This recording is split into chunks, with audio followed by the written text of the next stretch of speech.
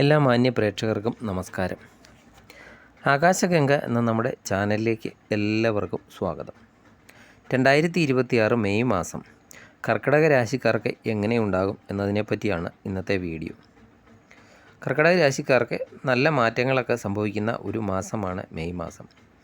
കരിയറിലും സാമ്പത്തിക കാര്യങ്ങളിലും ഭാഗ്യ നിർണായകമായ ചില മാറ്റങ്ങൾ ഈ മാസം കാത്തിരിക്കുന്നുണ്ട്. എന്തൊക്കെയാണെന്നറിയാൻ വീഡിയോ മുഴുവനായും കാണുക. കാരണം വീഡിയോയുടെ അവസാനം ദോഷഫലങ്ങൾ കുറയ്ക്കാൻ ചെയ്യേണ്ട പ്രത്യേക പരിഹാരങ്ങളെപ്പറ്റിയും പറയുന്നുണ്ട്.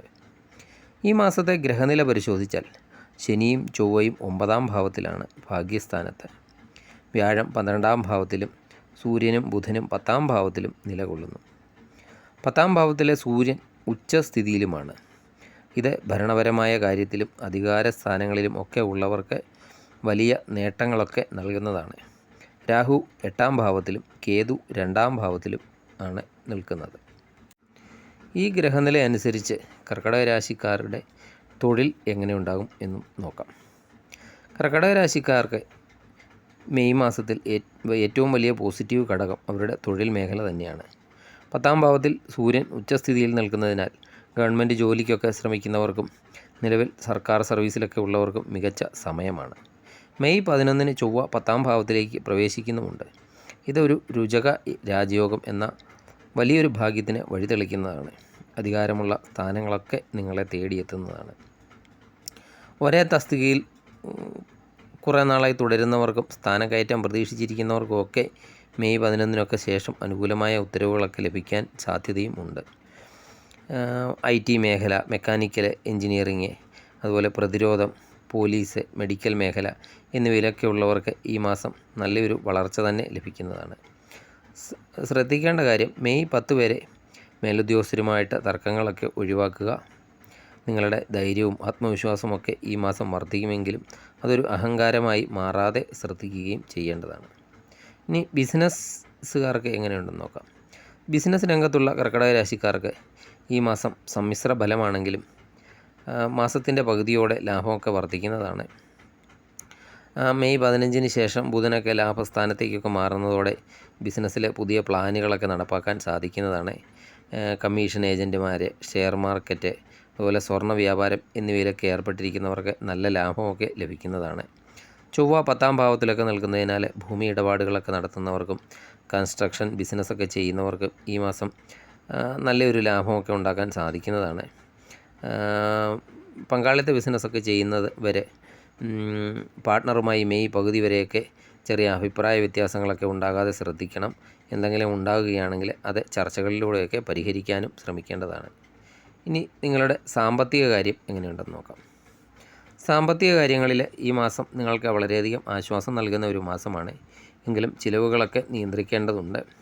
2-ാം ഭാവത്തിലെ കേതു നിങ്ങളെ സമ്പാദിക്കാനൊക്കെ പ്രേരിപ്പിക്കുമെങ്കിലും അനാവശ്യമായ ചിലവുകളൊക്കെ വരാതെ നോക്കേണ്ടതുമാണ്. 10-ാം ഭാവത്തിലെ സൂര്യനും ബുധനും വഴിയൊക്കെ അപ്രതീക്ഷിത ധനലാഭത്തിനും സാധ്യതയുണ്ട്. ദീർഘകാലമായിട്ടൊക്കെ കടം കൊടുത്തിട്ട് ലഭിക്കാതിരുന്ന പണമൊക്കെ ഈ മാസം കയ്യിലൊക്കെ വന്നു ചേരാൻ സാധ്യതയുണ്ട്. പുതിയ വീടൊക്കെ പണിയുന്നതിന് പണം കണ്ടെത്തുന്നതിലുണ്ടായിരുന്ന തടസ്സങ്ങളൊക്കെ നീങ്ങിക്കിട്ടുന്നതാണ്. അതുപോലെ ബാങ്ക് ലോണുകൾക്കൊക്കെ അപേക്ഷിക്കാൻ അനുകൂലമായ സമയം കൂടിയാണ്. മാസാവസാനം കുടുംബാംഗങ്ങൾക്കോ അല്ലെങ്കിൽ എന്തെങ്കിലും ആഡംബര കാര്യങ്ങൾക്കോ ഒക്കെ വേണ്ടി അല്പം കൂടുതൽ പണമൊക്കെ ചിലവാക്കേണ്ടിയും വന്നേക്കാം.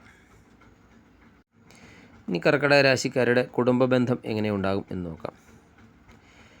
നിങ്ങളുടെ 7-ാം ഭാവത്തിൻ്റെ അധിപൻ ഭാഗ്യസ്ഥാനത്ത് നിൽക്കുന്നതിനാൽ നിങ്ങളുടെ പങ്കാളിക്ക് തൊഴിൽപരമായിട്ട് വലിയ നേട്ടങ്ങളോ അല്ലെങ്കിൽ അംഗീകാരങ്ങളോ ഒക്കെ ലഭിക്കാൻ ഈ മാസം സാധ്യതയുണ്ട്. അവരുടെ ഉണ്ടാകുന്ന ഭാഗ്യം നിങ്ങളിലേക്ക് ഈ മാസം കടന്നു വരുന്നതാണ്. ചെറിയ കുട്ടികളൊക്കെ ഉള്ള മാതാപിതാക്കൾക്ക് അവരുടെ കാര്യത്തിലൊക്കെ അഭിമാനം തോന്നുന്ന നിമിഷങ്ങളൊക്കെ ഉണ്ടാകാൻ സാധ്യതയുണ്ട്.